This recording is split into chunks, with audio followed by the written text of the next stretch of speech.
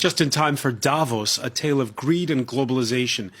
Yes, the fortunes of Isabel dos Santos have just taken a further turn south with the Luanda leaks revelations.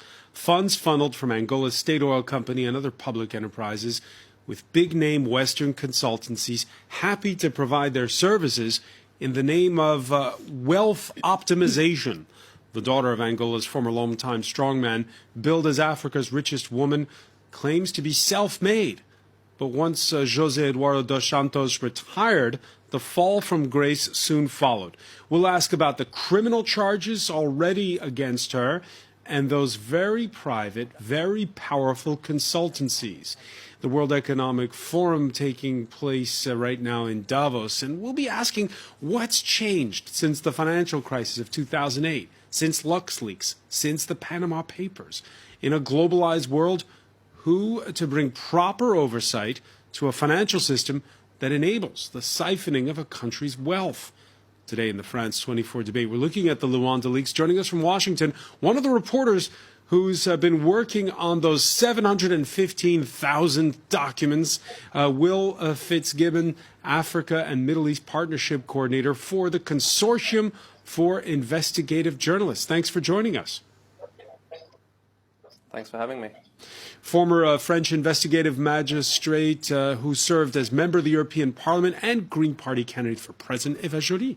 Thanks for being with us. Thank you for inviting me. From Berlin, former Angola correspondent for the Reuters news agency and the Financial Times, Nicholas Shaxson, your latest book, The Finance Curse, How Global Finance is Making Us All Poorer. Thank you for joining us.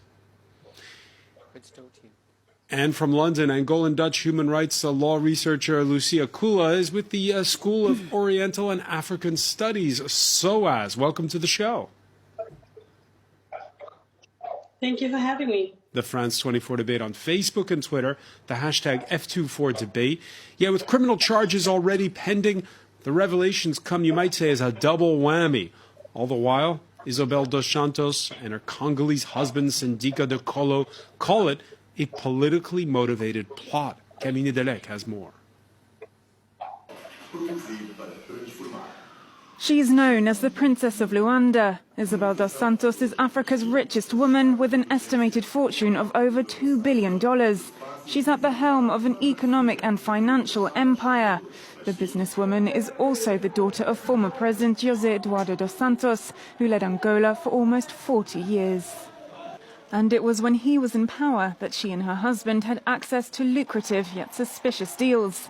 The investigation alleges, for example, that the state oil company Sonangol sold an investment to dos Santos' husband, Sindika Dokolo, for around $12 million, which is now worth over $830 million. And while dos Santos was Sonangol's chair, $115 million of payments to consultancy firms went through a Dubai company controlled by her partners. The corruption scheme extended to real estate as well, and two of the businesswoman's companies were going to charge $500 million for a project in Luanda real estate development, before the new president cancelled the project over inflated costs. The Princess of Luanda was quick to deny the accusations on Twitter. These revelations come after the businesswoman's assets were frozen last month by the Angolan government, which estimates that she embezzled over $1 billion, accusations that dos Santos says are politically motivated.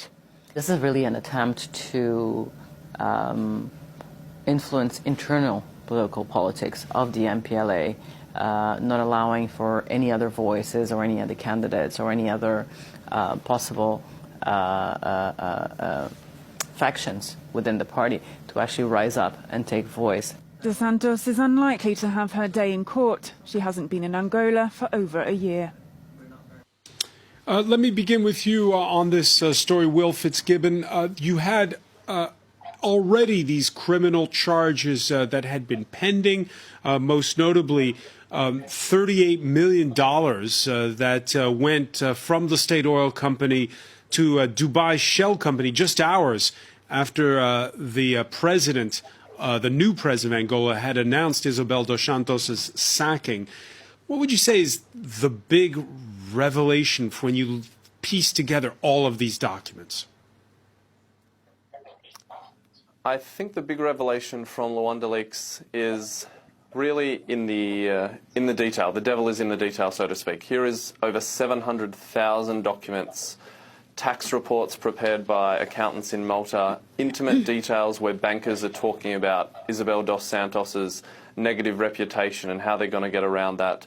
And the Luanda Leaks allow us to piece together in detail that's never been seen before what some of the experts we consulted said is kind of a roadmap or a step-by-step scheme of how to extract money from a poor African nation.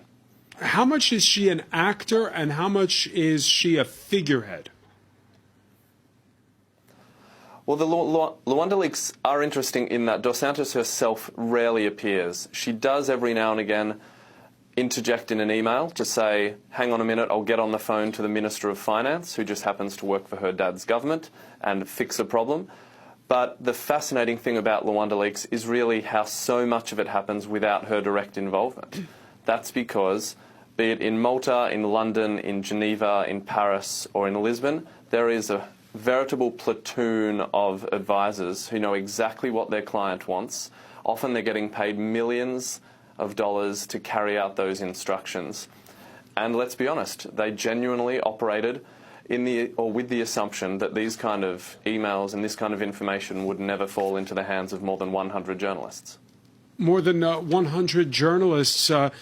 You might say that it all began, Nicholas Shaxson, the day that José Eduardo dos Santos handed over to João Lorenzo, the now president of Angola, and to a man he thought was a safe pair of hands. Well, it's been going on a lot longer than that. When I was living in Angola in the 1990s, I remember Isabel had a fairly low profile back then, but it was starting to rise. And I remember people in the diamond sector starting to tell me about her rapidly rising involvement in the diamond industry. And nobody then was under any doubt that this was the result of her being the daughter of the president. And since then, there have been an enormous amount of revelations and by Angolan sources, by international investigations about her finances and a whole coterie of senior Angolan officials. There's been scandal after scandal, enormous scandals involving billions of dollars of oil money. So what happened in 2017 when President Dos Santos finally stepped down and João Lorenzo took over is that there was a bit of a kerfuffle. I think, Dos Santos and Isabel had hoped they could kind of somehow keep on to some semblance of power. But I think quite quickly they were sort of pushed out the way. And I think there's an absolute, everybody in Angola knows what's been going on. They may not have known the details. And what we've seen today has been a fantastic confirmation. What everybody suspected, everybody knows. And nuts and bolts and chapter and verse. And so this is a really significant development, and it really pushes forward the absolute need to get on and bring this whole generation of corrupt Angolan politicians to justice. That generation, Lucia Kula, we heard in the outset in that report, Isabel dos Santos saying this is politically motivated. It's for one wing of the ruling MPLA to keep all of the reins of power to itself. Does she have a point? I think to consolidate the power with MPLA, definitely she has a point there. But the issue is that this goes beyond Isabel. I think one of the key points that was mentioned is this is something that has been going on time, and the aspect of Isabel herself not actually being mentioned in a lot of the documents is very crucial to what's been going on in Angola with regards to the corruption. Being able to facilitate the problem of embezzling and misappropriation of funds has not only to do with how Isabel had the opportunity to do so, but it also has to do a lot with the political environment that this was afforded for her, not only because her father was the president, but also because of the ruling party that was very much in favor of having the Dos Santos regime continue for as long as it had. Lucia, the husband of Isabel dos Santos, who himself is in the eye of the storm in these revelations. Syndicat de Colo. He spoke to our sister station, Radio France International. He said the regime says in the name of the fight against it's in the name of the fight against corruption, but they're not taking on public companies accused of ill deeds, just to one family which is operating in the private sector. Your reaction to that statement?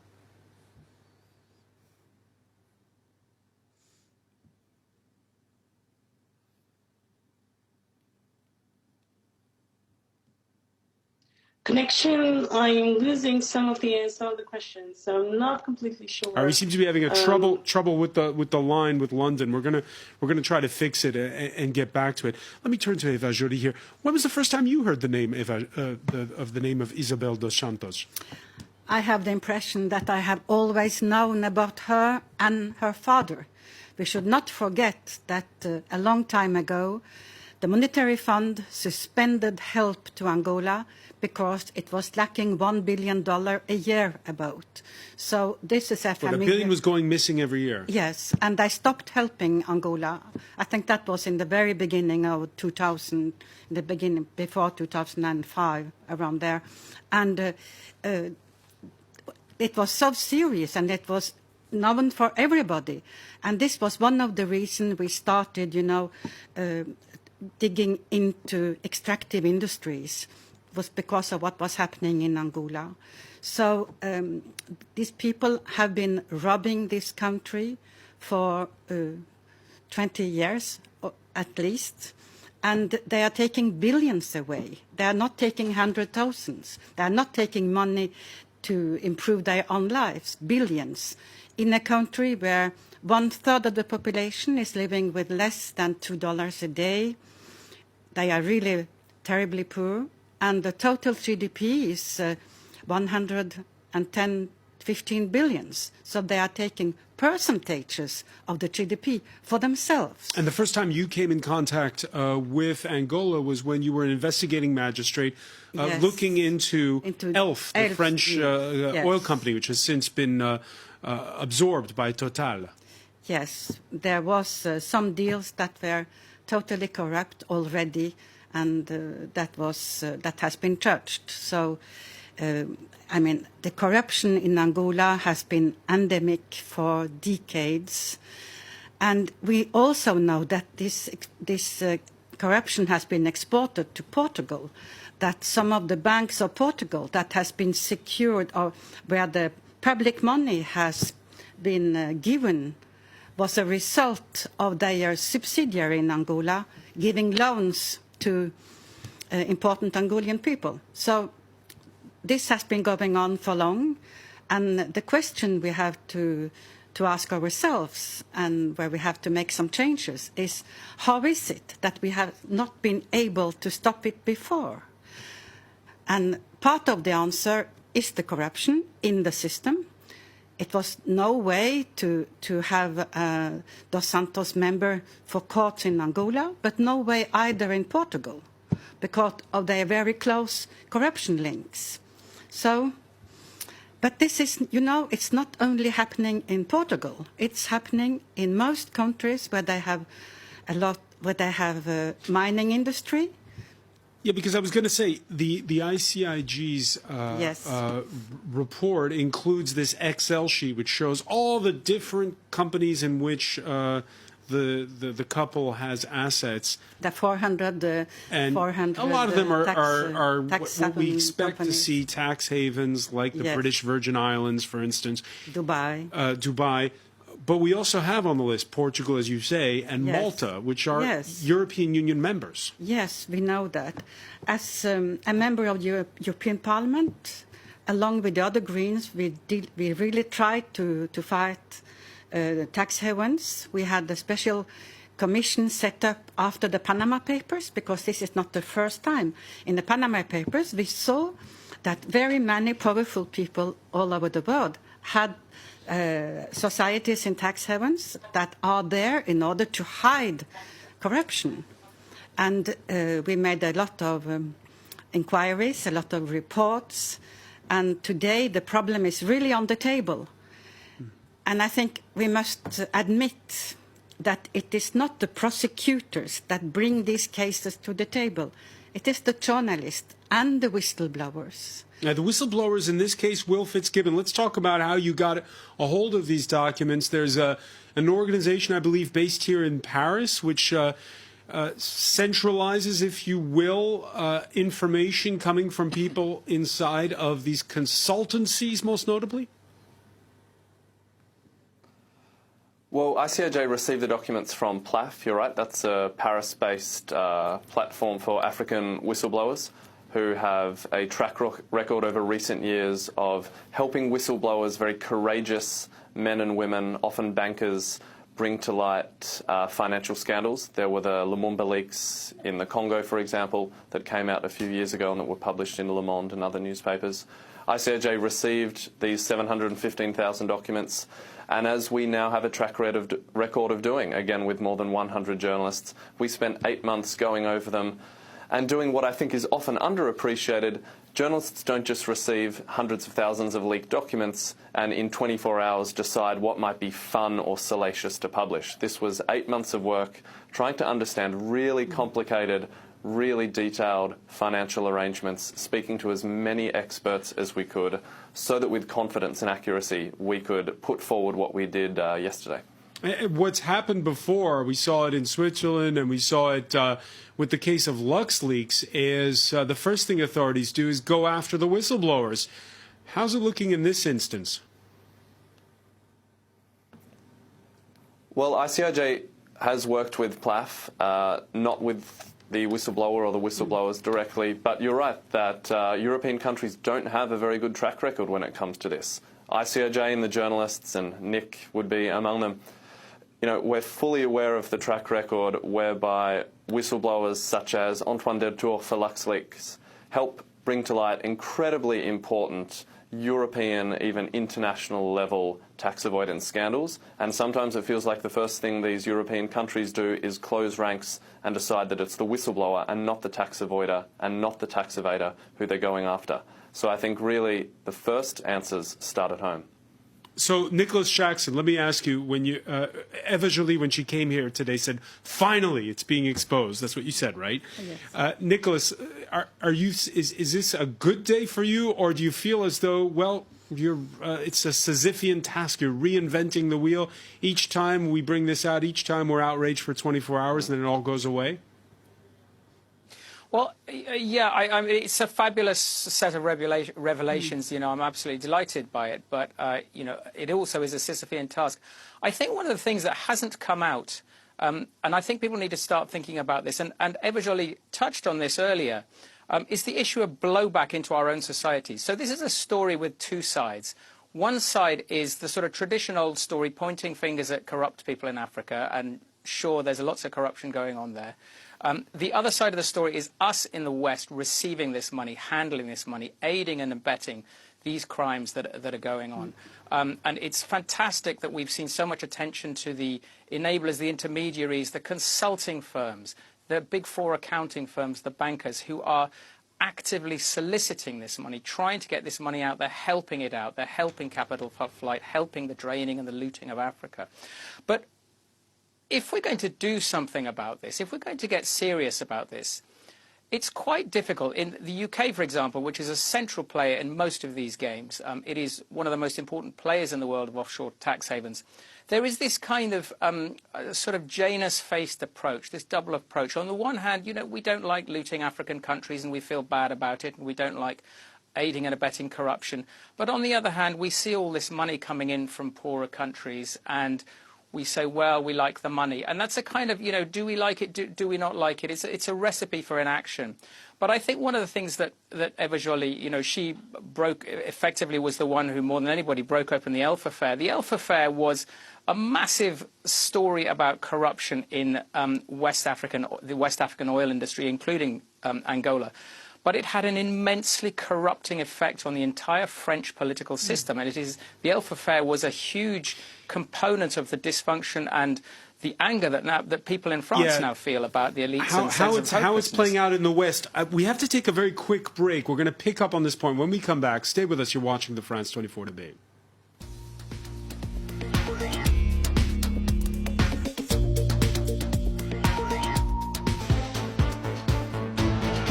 Welcome back, or welcome if you're just joining us. It's the France 24 debate, and we're combing through Luanda leaks on the trail of the missing millions from Angola.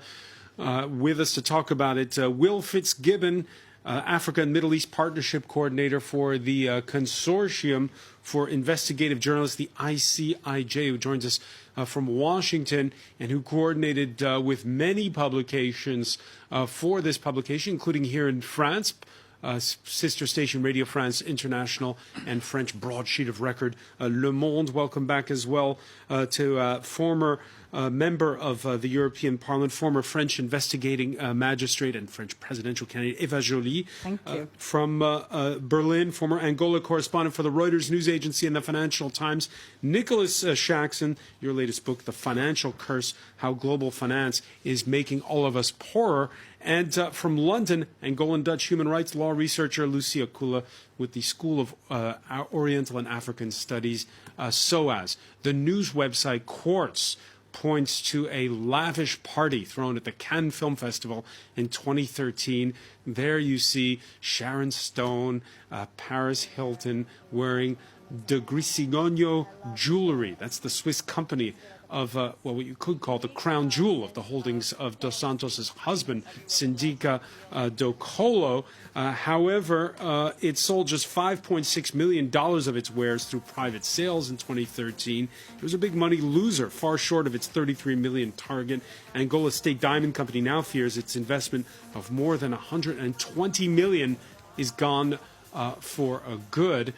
And that's one aspect in which the money's gone. But where is it gone? We'll ask our panel in a moment. And just to pick up on a point Nicholas Shaxson was making about the Western companies that are complicit in all of this. Dos Santos, she attended King's College. Her first job was in London at Coopers Lybrand, which is now consulting giants PricewaterhouseCoopers, PwC. The New York Times, whose lead story on this this Monday, shows Dos Santos at a 2018 party thrown by her husband's jewelry company with celebrities. There you see actor Chris Tucker, former Pussycat Dolls singer Nicole Scherzinger, and socialite Paris Hilton. And it quotes auditors as saying PwC should have raised red flags. Instead, it not only audited the books of her far-flung shell companies, but also provided her and Mr. De Colo's companies with tax advice and did consulting work for state oil company Sonangol. Again, Nicholas Shaxson, this comes back to what you were saying before the break, when we're wondering where those missing millions went. A lot of it went to these consulting firms. Yeah, exactly. I mean, consulting firms are much less well-regulated than banks generally. Banks generally have an awful lot of regulation about them, and consulting firms slip kind of under the radar. So they are very important. They come in and give these fantastic PowerPoint presentations that look incredibly impressive, and they receive huge amounts of fees. And, you know, people see them as kind of like, you know, technocratic, you know, if they come into a country like Angola, you know, technocratic organization helping Angola, you know, modernize itself or whatever. But in fact, you know, they are technocratic and they are knowledgeable, but they are knowledgeable in the service of the people in power. And so they are doing technocratic things in the service of, you know, advising on structuring your companies. And, you know, if you've got a maze of shell companies around the world, and how to, you know, they were going into Sonangol, the oil company, and advising all these sorts of things. So we need to take a very, very hard look at these things. I'd like to just finish off the point I was making earlier because I think it is so important. I was talking about blowback. So countries like Angola are damaged hugely by this capital flight, this illicit financial flows, out through these kinds of mechanisms.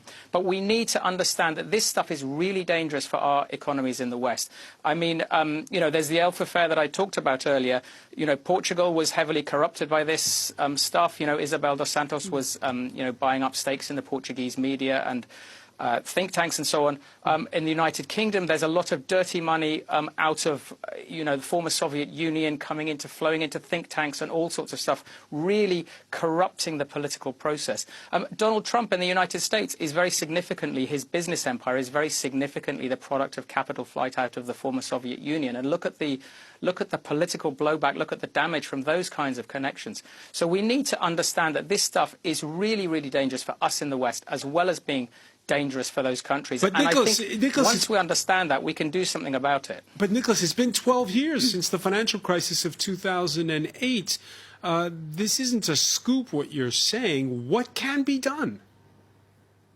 Well, yesterday the IMF came out with, there's a whole new a range of research now coming out from the IMF and others showing that when financial sectors grow too big, beyond the kind of point where they're serving the local economy, they start to harm the countries that host them. So, when your financial centre is too big, the United States and the United Kingdom, for example, their financial centres are much bigger than they really should be. You lose economic growth. You lose, the report that came out yesterday from the IMF was saying, the financial centre is creating great inequality in these countries. Many Western economies passed this sort of optimal point long ago in the 1980s or 1990s. And so we need to actually squeeze this stuff out of our own societies, this dirty money that's having all this corrupting influence, but also having a lot of very insidious and harmful economic effects on our own societies. And if we see it through this light, then we can start mobilizing domestic political pressure in the tax havens in places like the United Kingdom to actually stop this stuff, rather than having to rely on people saying, well, we don't like corruption in Africa and we want to do this kind of altruistic crackdown to stop money laundering. I think once we see that it hurts them in Africa, but it hurts us in the West too, then I think we really have a formula for doing something about it. Do you share Nicholas's optimism, Eva Joly? Yeah, absolutely. And I think that things are changing. And we know what we have to do. All this, we have studied it for very long. And there are two things that are not very complicated that we could do. It's better transparency. It's to have register of final ownership. Who is the beneficial owner? Today we don't know. We only find a company in a tax haven who is the owner of a company. We need to know who is the physical person who owns the company. And this is true also for trusts, and this could be put in place quickly. And would you say on that point that the United States is key? Because since the dollar... They are key, and they don't want this. They don't want this register. So what do you do when you're the European Union? Since the dollar is the world's currency, what do you do? Well, I think we have to work on this also with the Americans, because they are also suffering from it. And we should also work for the euro to become a stronger currency, so that the deals could be made in euros to take a little bit away the importance of dollars. But the one thing is then to know the beneficial ownership. And the second thing, and this is an idea from ECRITS, where we have Stiglitz and Thomas Piketty and me and other people, it is that we should establish a register of assets, a world register of assets.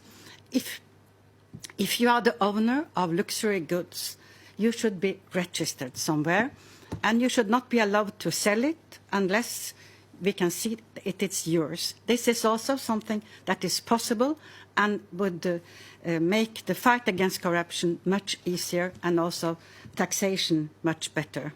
Will Fitzgibbon, after sorting through those 715,000 documents, again, do you share the optimism expressed by Eva Joly that it is possible to trace where all the money goes? Well, it's certainly hard in the last 8 months of my life, and those of my colleagues have shown us that, because there were so many dead ends. We came across so many shell companies that we thought might be connected to the Dos Santos family or to related parties, but we weren't able to definitively say yes or no. But why I'm optimistic and why I know we will continue to report on these matters is there are so many things that experts tell us can be fixed and fairly simply. You know, and I think lots of other actors in this world, national regulators, prosecutors, judges, members of parliament, need to come to the table. At the moment, it's a bit like a party on Facebook where you've got journalists who've said, you know, we're attending. They've clicked we're attending. And you've got lots of politicians who are undecided or maybe. And I think we need those politicians to step up to the plate and to tell us they're coming to the party. We know in the United Kingdom that the Dos Santos family owns multiple multi-million-dollar properties. What is happening with that? Do UK prosecutors or investigators have any intentions to take action on that or believe that they could be somehow subject to enforcement actions as the Angolans are now trying to do? Let's also not forget that Angola is a country that requires international assistance. When Le Monde was reporting for Luanda Leaks, they spoke to an investigator who was working on this case and quite literally had a few pages of the Dos Santos case in a pink manila folder. And they've spoken publicly, Angolan authorities, about how difficult it is to get information and help from authorities in the United States, in Portugal, in the United Kingdom. So my hope, at least on one hand, is that Luanda Leaks is another big bell for international actors and Western governments and companies to actually commit to doing something this time around. Lucia Kula, do you have faith that the current Angolan government can deliver justice on the basis of these documents? I think the incentive is definitely there. And one of my concerns is that something that has been mentioned, but I think hasn't really been addressed thoroughly, is the implication and the contribution of Western companies and institutions that have facilitated this money grabbing and land grabbing and exploitation in Angola. When we're looking at accountability, we shouldn't just be looking at how we can make tax laws more profitable for Western nations, and not only to look at how we can enforce tax laws in a better way, but it also leads to look at the legal accountability and the legitimacy of having companies from the UK, from the Netherlands, from Portugal, operating in Angola with impunity, basically, handling money that shouldn't be handled in any shape or form, but there is no way, no regulator that looks at it and says, okay, because you have contributed to this, because you have been involved in this transaction, you are as accountable as, let's say, Isabel herself or her partners.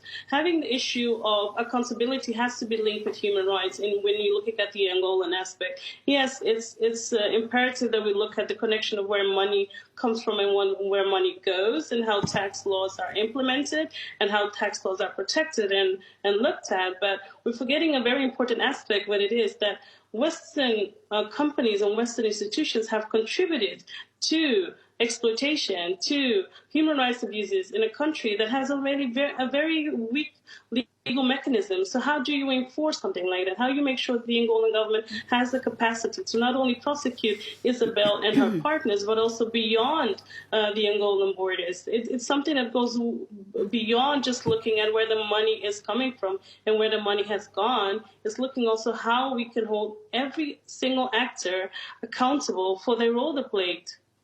Eva Joly? Yes.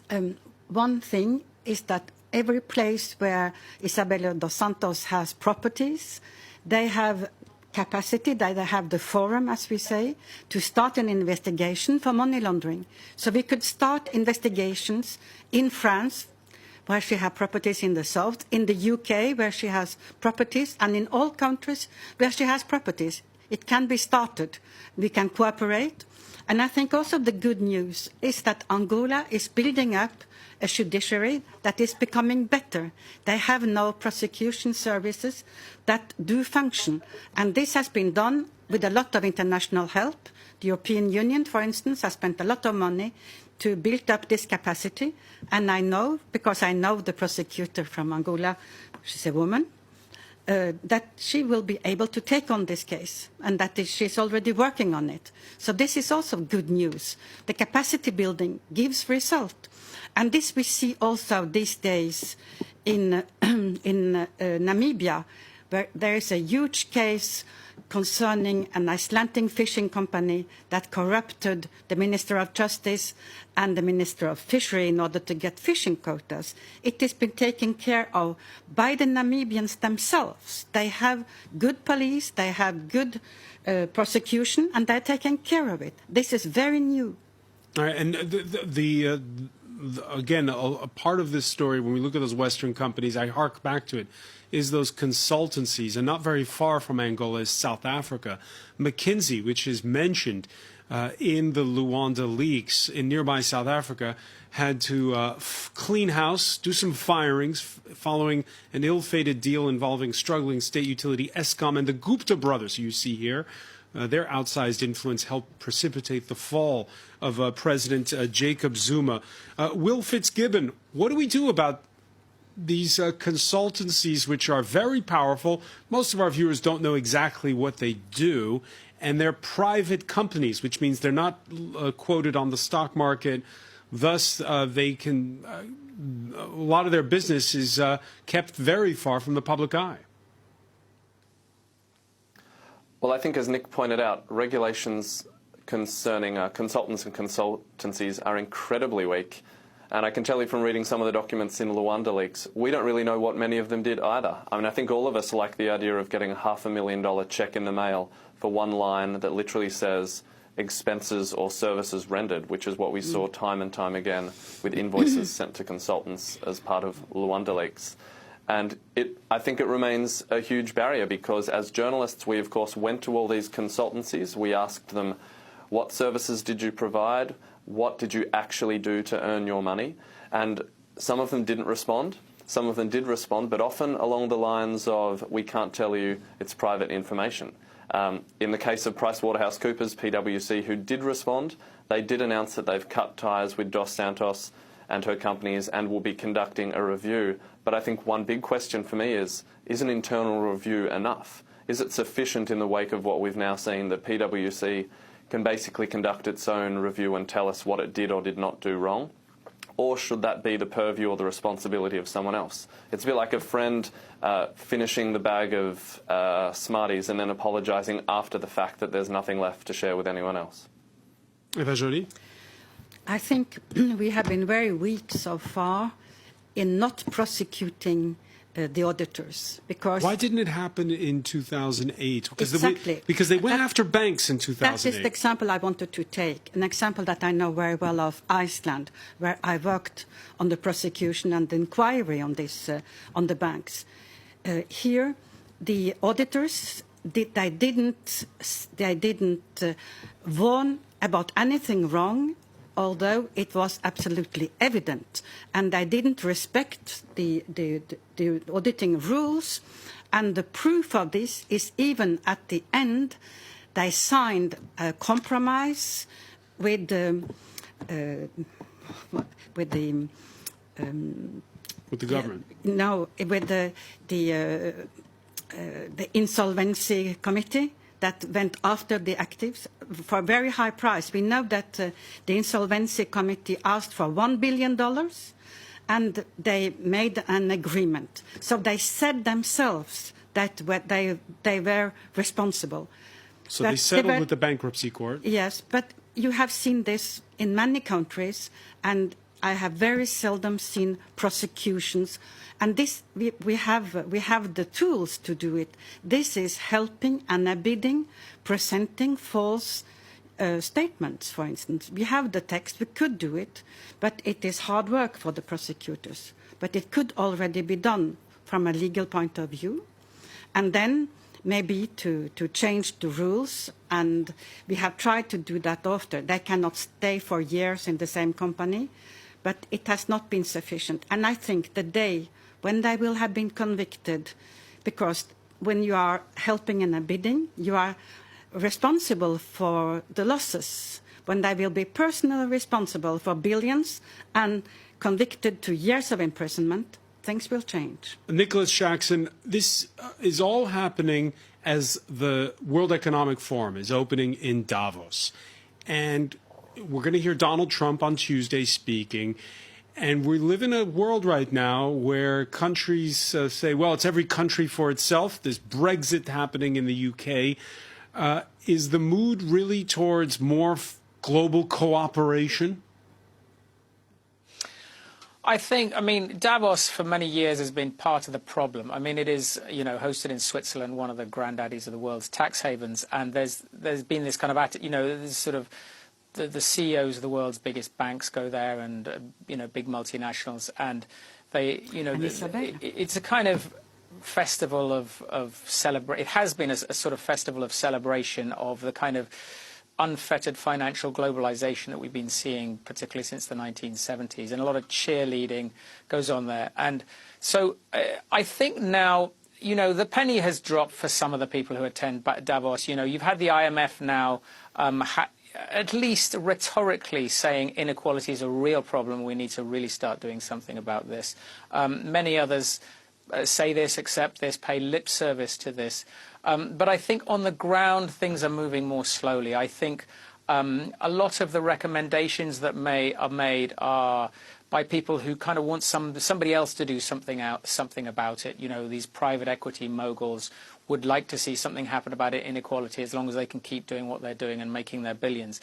I think we need to really see some big changes happening, and the political changes we're seeing in the world now with Brexit and with Donald Trump and all these kind of this turbulence, we can all feel it in our guts.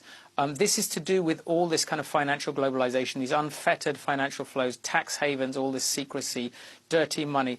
It's all contributing to this tremendous political malaise which is now convulsing democracies and other countries all around the world.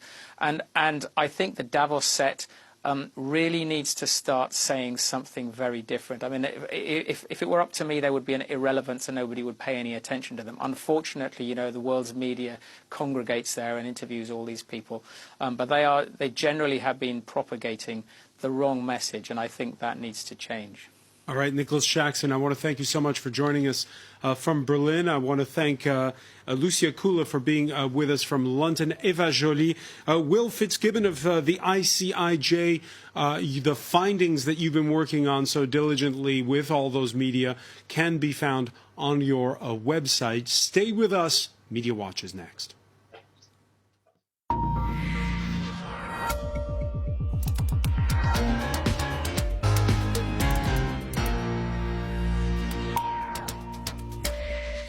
And we say hello to James Creedon. Hi, Francois. So it's an extremely impressive collaborative effort by ICIJ and other media. 120 journalists across the planet working on this over several months. And their website gives you all of the background, all of the details that you might want, including an interactive scroll down through the history of Angola for those who want to contextualize exactly what went on here.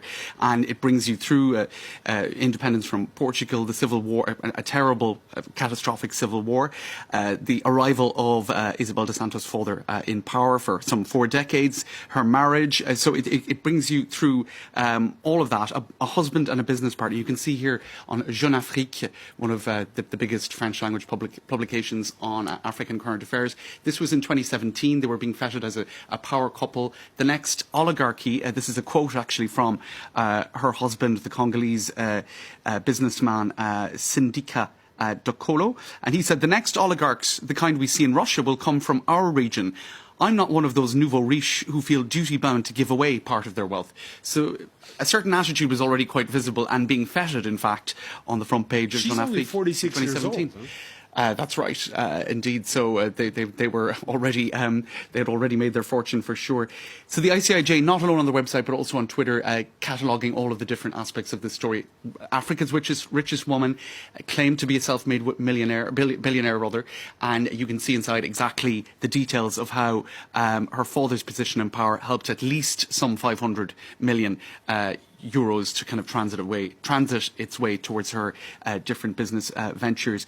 Just one fact that jumps out: after the Angolan president's daughter was sacked from the state oil company, its bank account was emptied. Details such as that, going into a lot of forensic detail here about documents seen by The Guardian and other media partners, suggest as much as $500 million of state payments were earmarked for Dos Santos companies and their subcontractors after they signed deals to lead what became known as the Marginal da Corimba project. That was a real estate and highway development along the coast. Now, which expropriated lots of people living in those areas. Exactly, and this is an article in The Guardian that actually goes into all of that. It's not just about money, it's about the impact this had on human lives. Whole developments of I suppose, more informal housing. People were just cleared out of that peninsula there and moved to another area across the lagoon. So it had a real impact on people's lives, communities bulldozed to the ground. This is one commentator saying that she really, known as Africa's richest woman, she one second, I'm losing it. Via Twitter, she was a key. I'm trying to find the comment here that I was looking for. I might have lost it, but there were a number of comments saying people found it very difficult to read of the impact that all of this had on ordinary Angolans, and the fact that you had so much money not in any way being invested back into the country. This is a video that a number of people have shared today showing the abject poverty in some parts of the country, and some have been juxtaposing that, Francois, with the lifestyle of the Dos Santos. And you showed that other tweet where people were saying, why are they targeting her? One question, Eva Joly, is her half-brother is accused of plundering $500 million from the Sovereign Wealth Fund of Angola. Why isn't he in the spotlight, they're saying? Well, this leak is about her, but he can come, and the prosecutor can go after him as well. I mean, one don't exclude the other. Mm-hmm. And just to very quickly conclude, some people have been saying, look, we can get caught up in the corruption in Angola, a poor country, but let's not forget that ultimately this is about the failure of international rules and the corrupting influence of professional enablers, such as a huge amount of companies like PricewaterhouseCoopers and others who, well, perhaps facilitated the transiting of that cash to places that could be less easily monitored. All right, James Creedon, many thanks. I want to thank our panel once again. Thank you for joining us here in the France 24 debate.